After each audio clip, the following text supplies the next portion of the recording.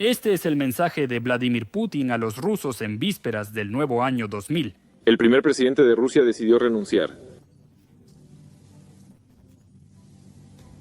Él me pidió dirigirme al país. Aquí aún no es presidente del país, solo está en funciones. Pero ya está claro para todos que el primer líder de Rusia, Boris Yeltsin, se retira. Junto con él, los turbulentos años 90 también quedarán en el pasado. Y en los siguientes 8 años, tras la elección de Vladimir Putin como presidente, Rusia se convertirá en una de las 5 economías de más rápido crecimiento en el mundo, y el número de rusos viviendo en la pobreza se reducirá casi a 1/3. A Rusia llegarán marcas extranjeras que construirán sus fábricas aquí y crearán miles de empleos. Y el presidente ruso incluso visitará Silicon Valley y recibirá un iPhone de manos de Steve Jobs. Pero al final de la década de los 2000, la retórica de las autoridades rusas comenzará a cambiar y con ello terminará el increíble crecimiento económico de los 2000. ¿Cómo sucedió todo esto y, lo más importante, por qué Rusia aún no ha logrado repetir el éxito de los prósperos 2000? Vamos a analizarlo.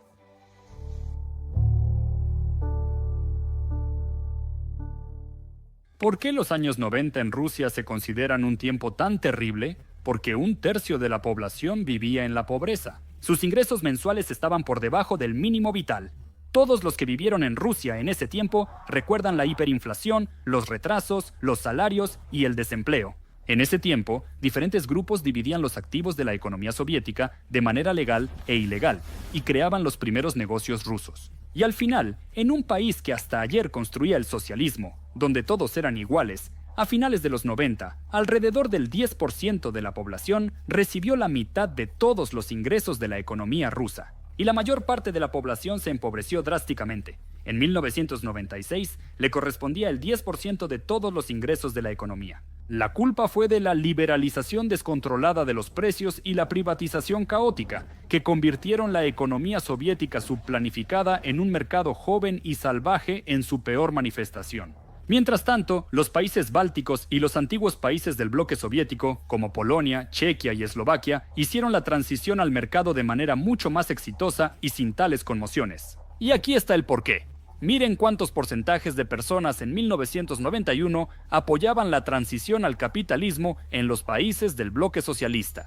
En Polonia, el 80%, en Chequia, el 87%, en Eslovaquia, el 69%, en Lituania, el 76%, en Alemania Oriental, el 86%. Y para estos países, las ideas de mercado eran cercanas y comprensibles, por lo que muchos de ellos fueron los primeros en abandonar el bloque soviético cuando la Unión Soviética comenzó a tener problemas económicos. Pero en Rusia, solo el 54% de la población estaba lista para tomar el camino del capitalismo. Como para confirmar esto, en las elecciones presidenciales de Rusia de 1996, unos años después de la transición a la economía de mercado, el líder del Partido Comunista, Gennady Zyuganov, obtuvo el 32% de los votos, solo 2.5 millones de votos menos que el ganador Boris Yeltsin. Es decir, incluso después de la disolución de la Unión Soviética, las ideas comunistas en Rusia tenían una enorme popularidad. En esta posición inestable, el nuevo poder liberal ruso no tenía el objetivo de hacer una transición suave al mercado y mantener los ingresos de la población al menos en el mismo nivel. Las élites gobernantes decían abiertamente que no se podía demorar con las reformas, por muy bruscas que fueran.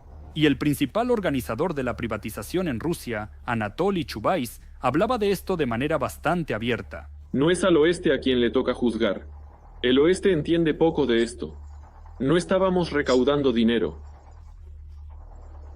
sino destruyendo el comunismo.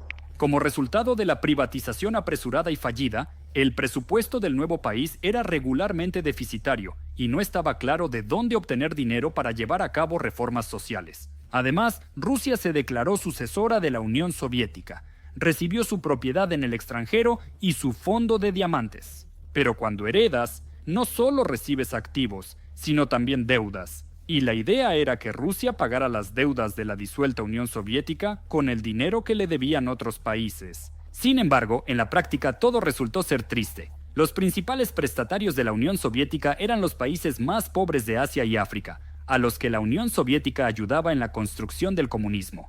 Y más de la mitad de estas deudas eran simplemente incobrables. En un intento por resolver estos problemas, para 1998 el gobierno ruso acumuló tal volumen de deuda pública y a tasas tan altas que le quedaron dos caminos. o declarar la quiebra, o seguir imprimiendo dinero, provocando otra hiperinflación. Eligieron lo primero, destruyendo en un día parte de los ahorros de la población.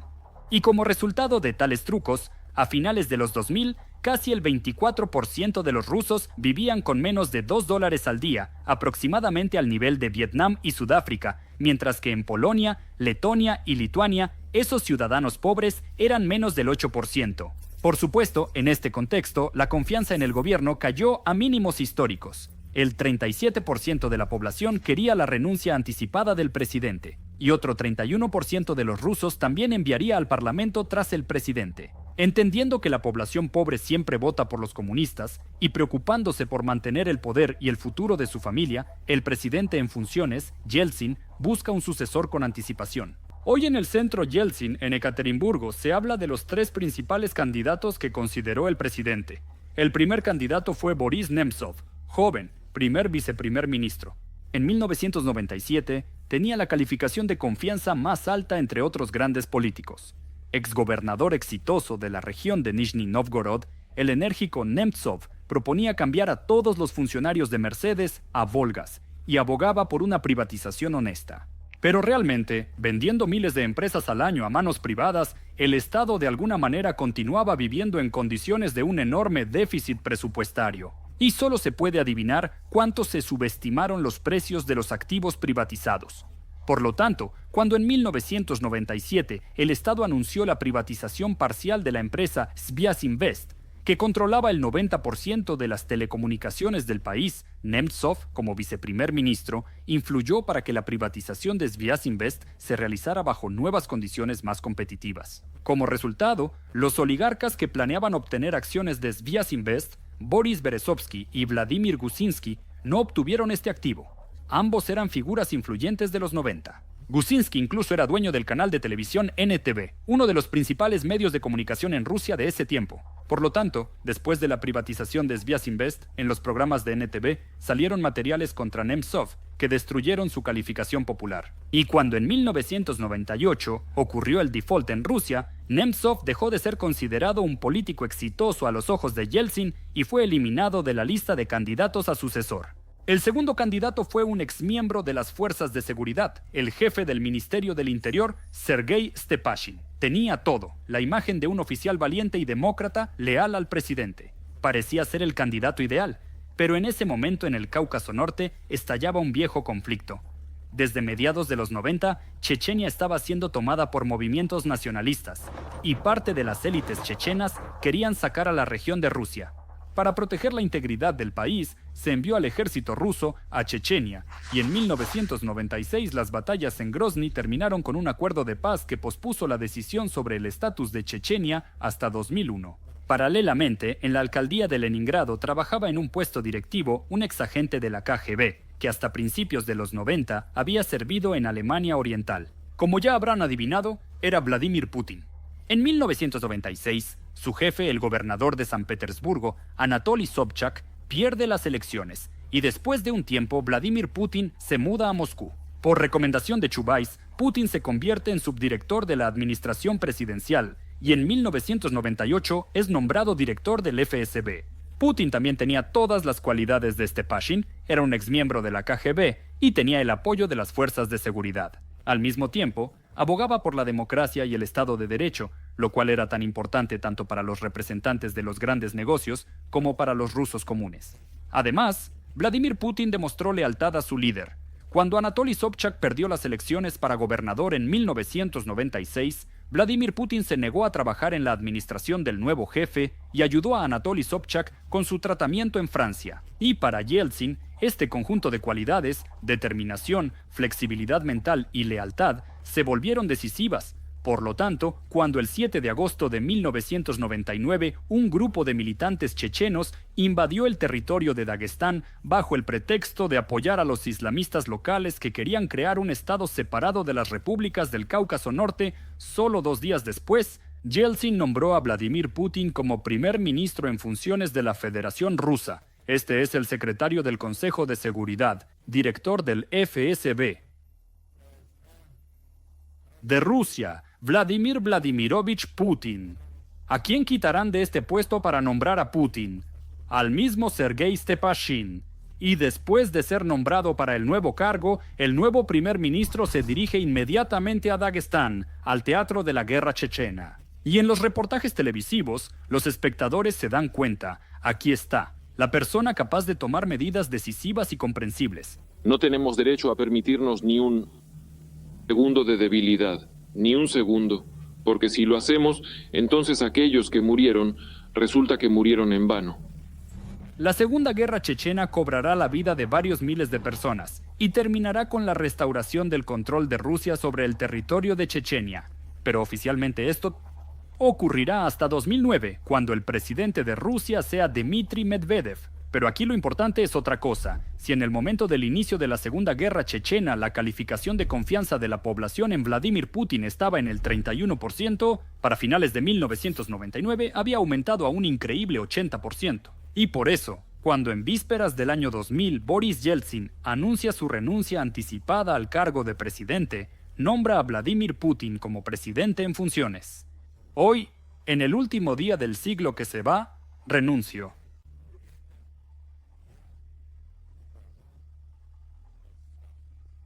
De acuerdo con la Constitución, al renunciar, firmé un decreto para asignar las funciones de presidente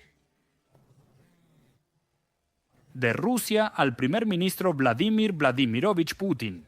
Lo importante es que el primer decreto de Vladimir Putin en este cargo es proporcionar garantías al presidente de Rusia que ha dejado su cargo y a los miembros de su familia. Según este decreto, a Boris Yeltsin se le otorga seguridad estatal, inmunidad total y una pensión vitalicia. Y 3 meses después, en las elecciones presidenciales anticipadas de Rusia, Vladimir Putin obtiene más de la mitad de los votos y supera a su rival más cercano, el mismo líder comunista Gennady Zyuganov. Así, Vladimir Putin se convierte oficialmente en el jefe de la corporación llamada Rusia, en la que viven y trabajan 147 millones de personas. La oportunidad de un ascenso profesional tan rápido es una en 1 millón, pero en nuestros tiempos las oportunidades de carrera son ilimitadas. Tomemos, por ejemplo, la profesión de gerente de producto. Es un especialista clave en productos de TI, responsable de la creación y desarrollo de aplicaciones, sitios web y servicios que usamos todos los días. Los gerentes de producto a menudo se convierten en altos directivos, empresarios o fundadores de startups, y el salario promedio de un especialista así es de 180,000 rublos al mes. Puedes aprender esta profesión o mejorar tus habilidades para lanzar tu propia startup en la maestría en línea del líder en educación empresarial en Rusia, la Academia Rusa de Economía Nacional y Administración Pública bajo el presidente de la Federación Rusa, y la escuela en línea Skill Factory. El programa no se basa en conferencias aburridas, sino en resolver problemas reales de MTS, ProofMe y MarkWise. Aprenderás a analizar el mercado, gestionar el backlog de productos y dominar métodos de gestión de proyectos, y te ayudarán en esto profesores con años de experiencia de Sberinvestor, Faberlic, Yandex Búsqueda y otros. Al finalizar la maestría, recibirás un diploma estatal de maestría de una de las principales escuelas de negocios de Rusia. La educación es presencial, pero completamente en línea y con todos los beneficios estudiantiles. Extensión del servicio militar, licencia académica y apoyo gubernamental. Con esto, el costo de la educación en el primer año es desde 300 rublos al mes. Lo principal es ya tener cualquier título de educación superior. La inscripción al programa ya está abierta y los lugares son limitados, así que envía tus documentos ahora y obtén un curso preparatorio gratis. Enlace en la descripción.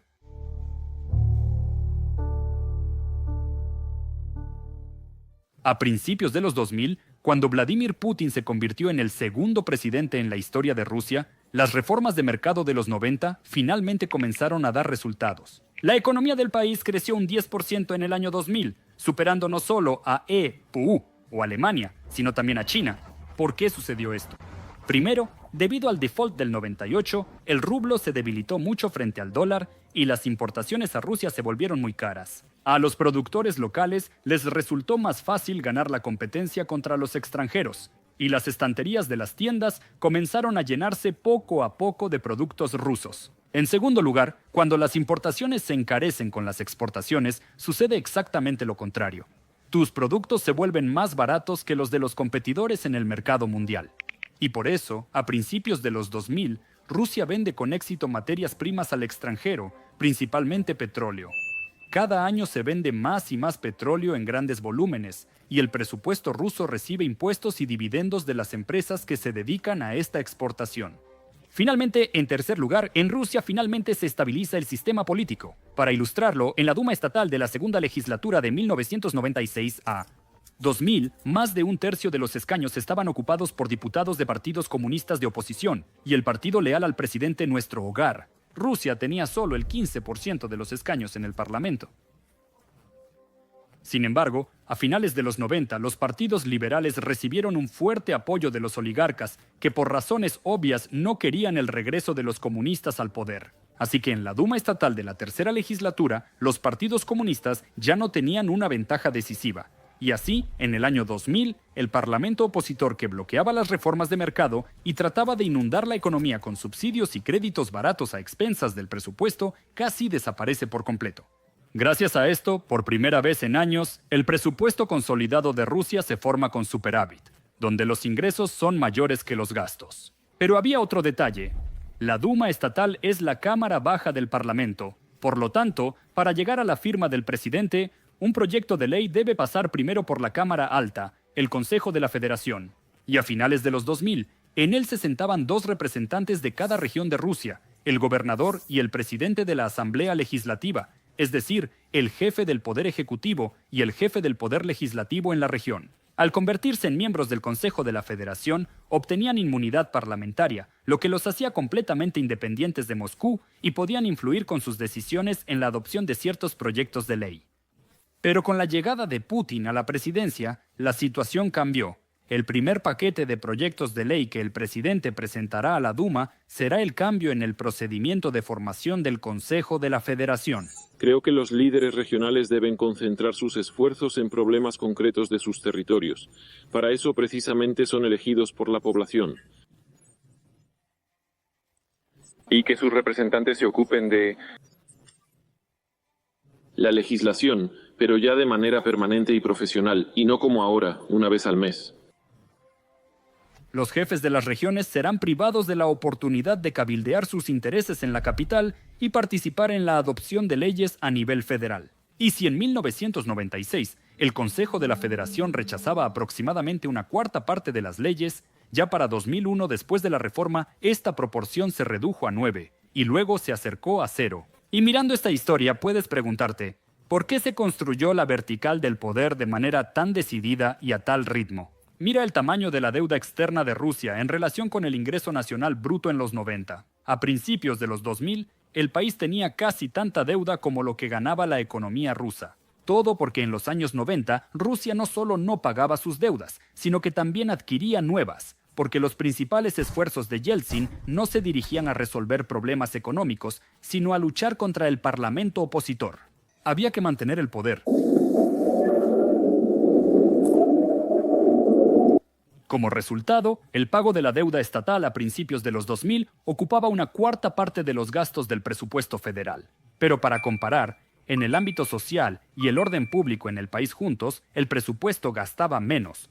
Por eso, cuando Vladimir Putin se convierte en presidente, lo primero que hace es fortalecer el poder, para que los esfuerzos no se dirijan a la lucha política interna, sino a resolver los problemas actuales. Pero sin embargo, no solo con mano firme Rusia pudo pagar sus deudas y revitalizar la economía. Claro que no. En los 2000, Rusia mostró tasas de crecimiento que no ha podido lograr hasta ahora. Y esto sucedió por varias razones. Vamos a explicarlas. Analicemos. Justo después de ser elegido presidente en el año 2000, Vladimir Putin se dirige a la Asamblea Federal. Allí dice que la economía rusa tiene 3 problemas principales: el abuso de los funcionarios, el auge del crimen y los altos impuestos. Y si con los 2 primeros problemas no se resuelve de inmediato, con los impuestos todo fue más sencillo. En 2024, en Rusia hay 16 impuestos y tasas. ¿Y cuántos crees que había a finales de los 90? ¿20? ¿Quizás 40? No, 53 en total. Y solo imagina lo difícil que era recaudarlos y contabilizarlos. Todo porque a principios de los 90 el sistema fiscal de Rusia se desarrolló apresuradamente, literalmente en unos pocos meses. Muchos impuestos se duplicaban entre sí. Por ejemplo, paralelamente al IVA, existía un impuesto sobre las ventas, que añadía un 5% al precio final del producto. y las tasas impositivas eran demasiado altas para una economía que necesitaba crecer vitalmente. La escala progresiva del impuesto sobre la renta de las personas físicas llegaba al 30% y la tasa máxima del impuesto sobre las ganancias al 35%. Es decir, obtuviste ganancias, entrega un tercio al Estado. Por eso muchos simplemente no pagaban estos impuestos a tasas tan altas y el dinero no llegaba al presupuesto. Esta idea la ilustra la curva de Laffer, que fue propuesta en EEUU en los años 70, cuando el presidente Ronald Reagan decidió reducir los impuestos para los negocios, para que el gran capital no se fugara al extranjero. La lógica aquí es muy simple. Con tasas impositivas demasiado bajas, el presupuesto, por razones obvias, no recibe dinero, pero con tasas altas también hay poco dinero, porque nadie quiere trabajar honestamente y pagar tantos impuestos. Por eso, lo primero en la reforma fue reducir la tasa del impuesto sobre las ganancias del 35% al 24%, y la escala progresiva del impuesto sobre la renta de las personas físicas se reemplazó por una tasa única del 13% para todos. Ahora a la población y a las empresas les resultaba más fácil pagar impuestos que evadirlos, y la dinámica de los ingresos fiscales en el presupuesto en los 2000 lo confirma bien. Por cierto, no se olvidaron de los principales exportadores rusos, los petroleros y gasistas. Por fuerte que fuera su lobby, en 2002 las autoridades introdujeron un impuesto a la extracción de recursos minerales y aumentaron los aranceles a la exportación de petróleo. Como resultado, los ingresos petroleros y gasíferos del presupuesto crecieron rápidamente. Para 2006, el presupuesto se financiaba casi a la mitad con estos ingresos.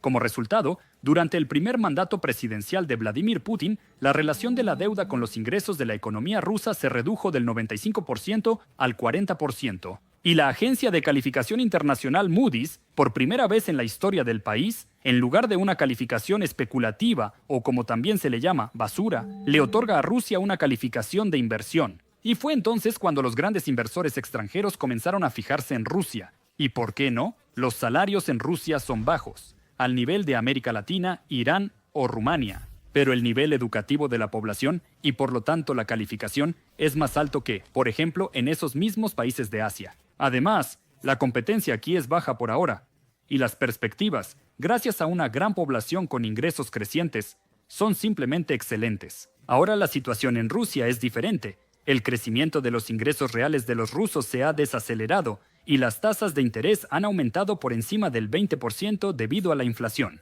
Y para protegerse de este aumento de precios, no hay muchas maneras. La propiedad inmobiliaria cuesta millones, y los depósitos bancarios, en el mejor de los casos, ofrecen un rendimiento real nulo. Entonces, ¿a dónde llevar el dinero? Pues hay alternativas. Por ejemplo, la empresa Credit Club reúne en una cooperativa de crédito a quienes quieren invertir dinero y a quienes quieren pedir prestado. Resulta que los depositantes prestan dinero a los prestatarios y a cambio ganan intereses. Y Credit Club gana en esta diferencia junto con sus clientes. El rendimiento neto en inversiones en el producto de ahorro llega al 21% y no está sujeto a impuestos, a diferencia de los ingresos por depósitos bancarios, de los cuales ahora en Rusia hay que pagar del 13% al 15% en IRPF. Los ahorros de Credit Club se pueden abrir desde 10.000 rublos, recargar en cualquier momento y retirar anticipadamente sin perder intereses en tarifas con pagos mensuales. Actualmente, el valor de los activos en garantía de la cooperativa es el doble de las inversiones de los depositantes. Y esto significa que perder dinero en tales inversiones es posible si los precios de la propiedad en Rusia caen más del 50%. ¿Qué tan realista es esto hoy? Piénsalo tú mismo. Credit Club está en el registro del Banco de Rusia y es miembro de Skolkovo. Es decir, la empresa opera en Rusia de manera abierta y legal como operador de una plataforma de inversión. Y el equipo en sí ha estado trabajando en el mercado de préstamos con garantía por más de 10 años.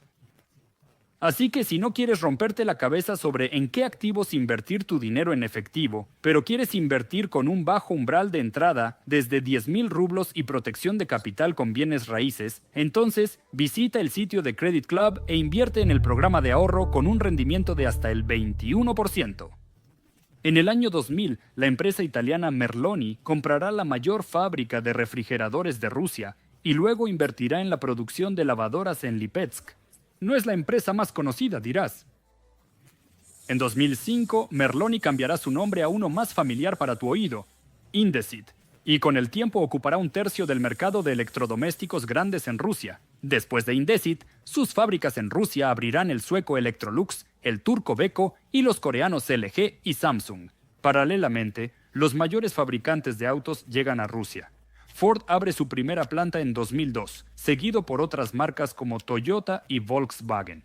Y claro, ¿cómo no recordar a IKEA que el 22 de marzo del 2000 abrió su primera tienda en Rusia en Shimki, cerca de Moscú?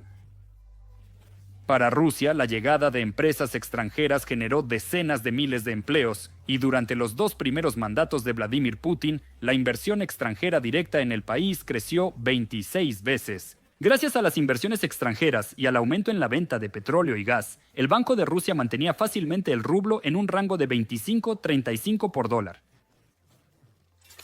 Si el rublo se encarecía demasiado, el Banco Central compraba dólares y euros para debilitar la moneda y así evitar que los ingresos del presupuesto por exportaciones de recursos cayeran. Y si el rublo, por el contrario, se depreciaba y las importaciones se volvían demasiado caras, se vendían dólares y euros de las reservas, aumentando la demanda de la moneda rusa. Junto con el tipo de cambio del rublo, finalmente se estabilizaron los precios y con ellos bajó la tasa clave, el principal indicador de la disponibilidad de dinero. Gracias a esto, la gente y las empresas pudieron obtener créditos accesibles a tasas más o menos razonables.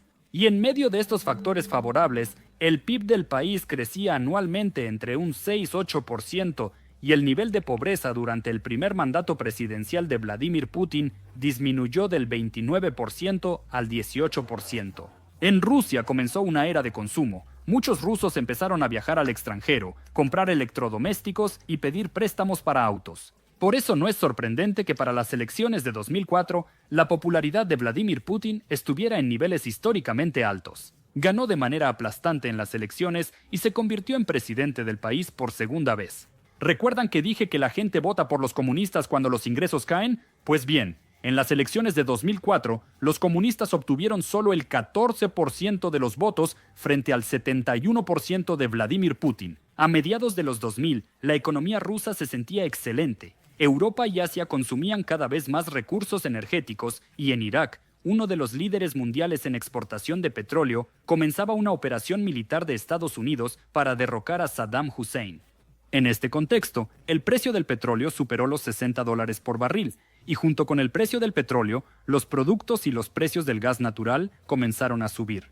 Y en 2004, Rusia era el principal proveedor de gas del mundo. El principal comprador de gas ruso era Europa. El gas azul se transportaba a través de gasoductos construidos durante la Unión Soviética y pertenecientes a Gazprom. Las autoridades entienden que el suministro de gas es una herramienta importante de presión sobre Europa que podría ser útil en el futuro. Por eso, ya en 1997, Rusia y Alemania desarrollan el proyecto del gasoducto Nord Stream, evitando todos los países por el fondo del mar Báltico.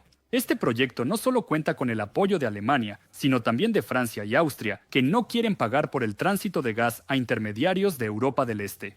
En 2005 comienza la construcción del Nord Stream y en 2011 los primeros metros cúbicos de gas fluyen a través de él. Para entonces, los volúmenes de suministro de gas ruso se habían estabilizado y generaban miles de millones de dólares para Gazprom y el presupuesto ruso. Pero no fue el jefe de Gazprom, Alexei Miller, quien lideró el primer ranking ruso de Forbes.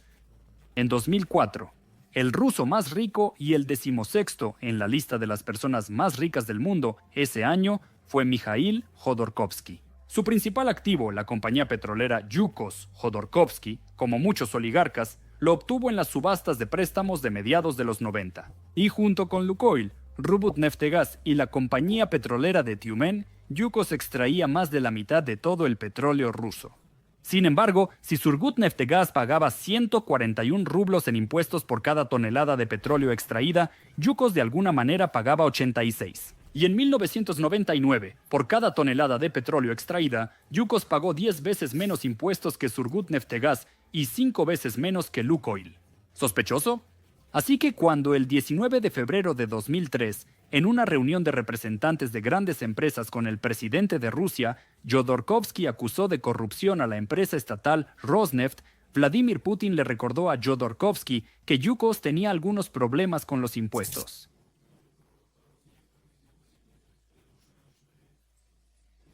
El director debe responder de alguna manera a lo que usted dijo, explicar, aunque algunas cosas, por supuesto, a primera vista, están a la vista. Es una empresa estatal que necesita aumentar sus reservas, de las cuales carece, y algunas otras compañías petroleras, como Yukos, tienen reservas excesivas. Cómo las obtuvieron es una cuestión en el contexto del tema que estamos discutiendo hoy.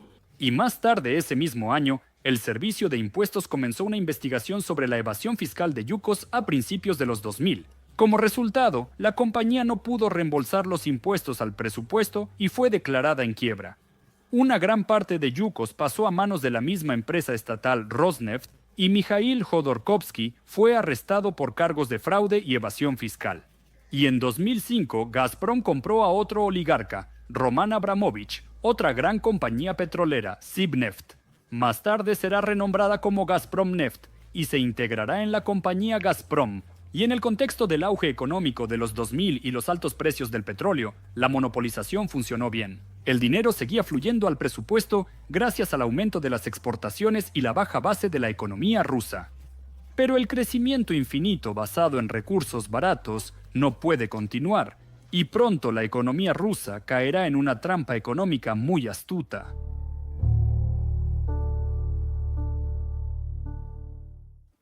A finales de 2007, el segundo mandato presidencial de Vladimir Putin llega a su fin y, según la Constitución, ya no puede postularse para las elecciones. Dmitry Medvedev se postula para presidente y gana en marzo de 2008. En ese momento, en Estados Unidos ocurre la Gran Recesión. Muy rápidamente, la crisis financiera se extiende por todo el mundo y el precio del petróleo en los mercados mundiales cae debido a la reducción de la demanda agregada. Rusia no fue una excepción. Su economía, que en los últimos años había crecido a un ritmo del 5% o más, se desplomó casi un 8%. Y en tiempos de crisis, los inversores siempre retiran sus activos de los países en desarrollo hacia economías más predecibles y estables. Por lo tanto, los volúmenes de nuevas inversiones en la economía rusa comenzaron a disminuir. Y para evitar que la quiebra de los mayores bancos estadounidenses y la salida de capital provocaran una crisis en la economía rusa, el gobierno desbloquea el Fondo de Estabilización, un colchón para tiempos difíciles que se logró acumular durante la época del petróleo caro a mediados de los 2000. Gracias a este dinero, la economía rusa pasó por la crisis con poco daño, el nivel de pobreza en Rusia continuó disminuyendo y la economía ya el año siguiente mostró un crecimiento de recuperación del 5%. Y entonces, como por encargo, pronto comienzan protestas masivas en los países del mundo árabe, conocidas como la Primavera Árabe. Cansados de décadas de dictadura y estancamiento económico, la gente salió a las calles y gracias a las redes sociales, las protestas se volvieron realmente masivas. Bueno, primavera es primavera. ¿Dónde está Rusia y dónde están los países árabes? Pero estos son regiones donde se extrae petróleo en grandes volúmenes y que exportan combustible a todo el mundo. Por lo tanto, inmediatamente después de la fase aguda de la Gran Recesión, los precios del petróleo se recuperan rápidamente, y en 2011 casi alcanzan los $160 por barril. Los dólares de la exportación de petróleo volvieron a fluir a la economía rusa, pero con más fuerza, y en 2011 Rusia vendió combustible por un récord de $49,000 millones. Pero el problema era que, al acercarse al nivel de vida de los países desarrollados, la economía rusa se topó con un techo de cristal. A finales de los 2000, Rusia superaba en PIB per cápita a países como México, Malasia o Turquía. Pero al mismo tiempo, en términos de desarrollo institucional, estaba significativamente rezagada.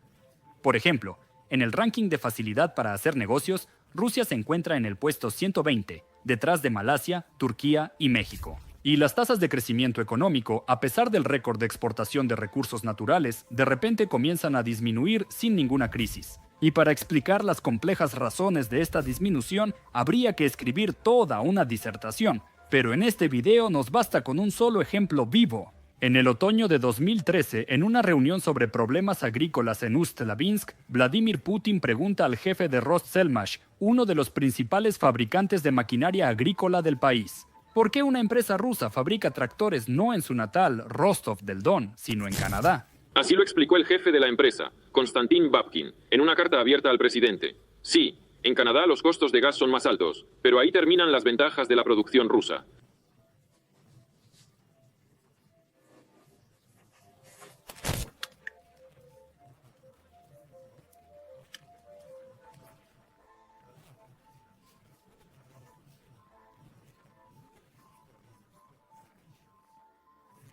En 10 años, desde 2002, los salarios en Rusia aumentaron un 472% frente al 30% en Canadá.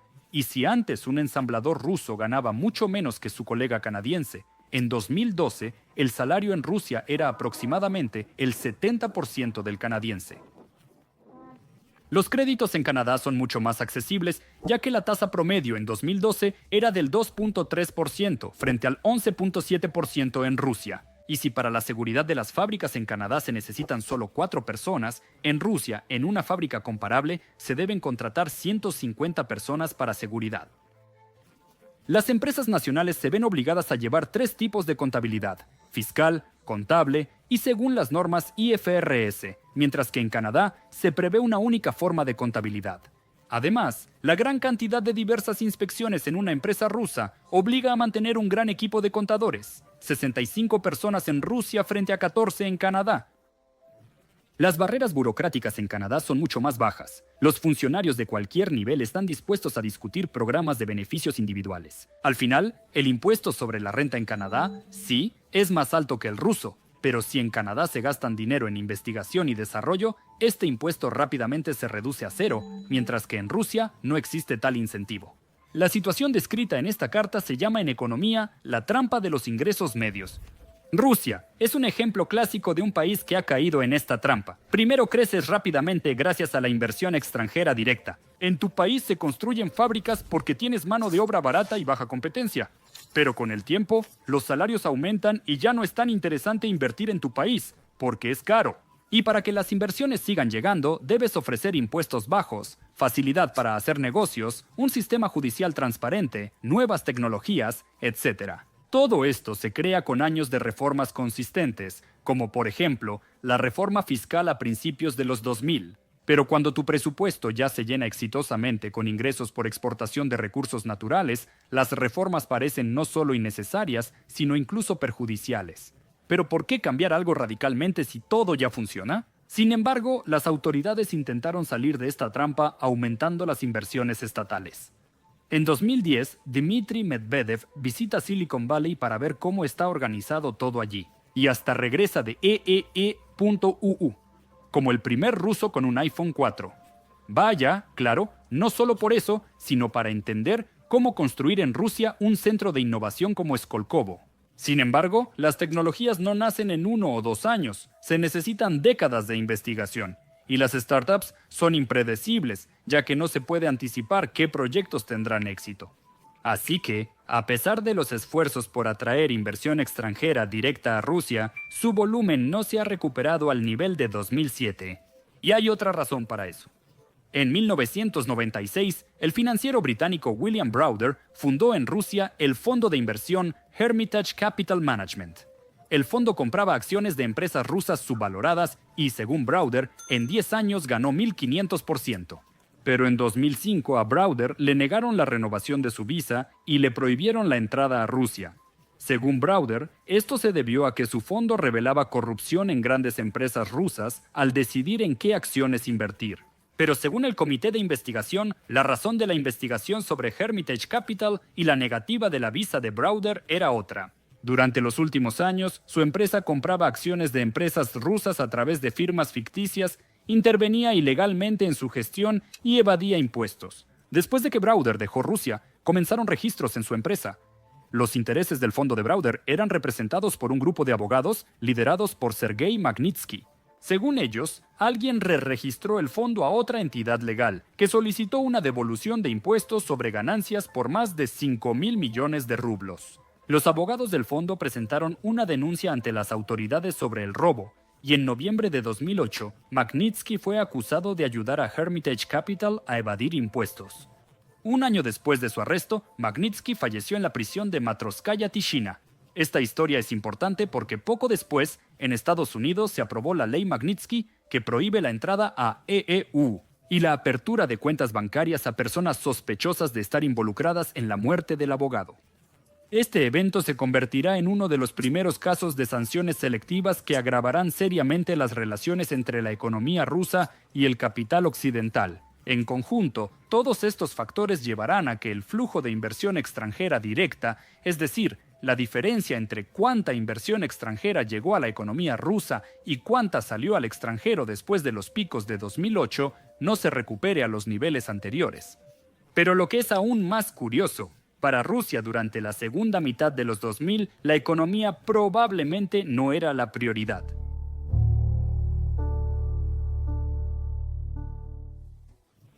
En los 2000, cerca de las fronteras de Rusia, la Alianza Militar del Atlántico Norte, la OTAN, se expande con nuevos miembros. Recordemos que la OTAN fue creada en 1949 para contrarrestar la amenaza de expansión soviética en Europa, pero cuando la Unión Soviética se disolvió, la OTAN no desapareció. Al contrario, en el periodo más próspero para la economía rusa, en 2004, muchos países de Europa del Este se unieron a la OTAN. Lituania, Letonia, Bulgaria, Rumania, Eslovaquia, Eslovenia y Estonia.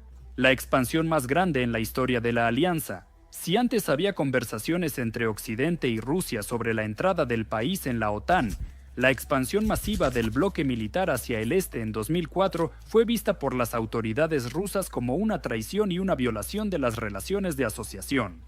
Las fuerzas de la alianza se acercan cada vez más a las fronteras de Rusia, que no la aceptan porque solo puede haber un líder. Y en respuesta a esto, Rusia cambia su retórica en política exterior. Escuchen cómo en 2001, Vladimir Putin, hablando en el Bundestag en Berlín, habla sobre la asociación estratégica en seguridad y economía en alemán.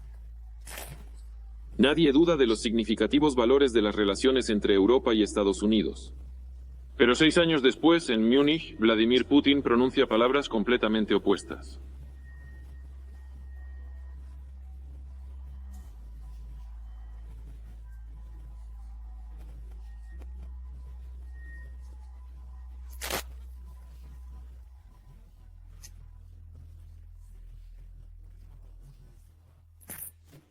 Hoy observamos un uso casi desenfrenado y desproporcionado de la fuerza en los asuntos internacionales de la fuerza militar. Normas individuales, de hecho casi todo el sistema legal de un Estado,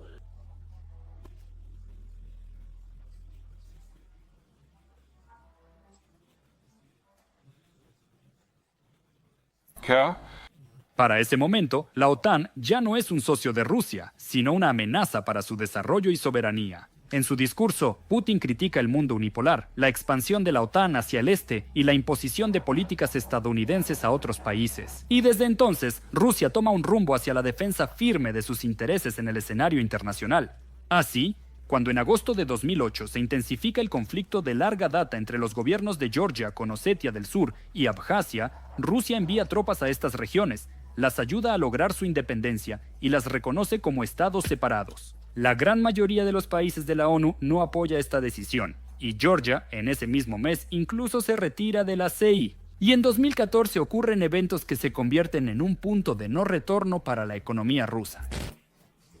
Hoy, basándome en los resultados del referéndum que se llevó a cabo en Crimea, apoyándome en la voluntad del pueblo, presento a la Asamblea Federal y solicito considerar la ley constitucional sobre la incorporación a Rusia de 2 nuevos sujetos federales: la República de Crimea y la ciudad de Sebastopol.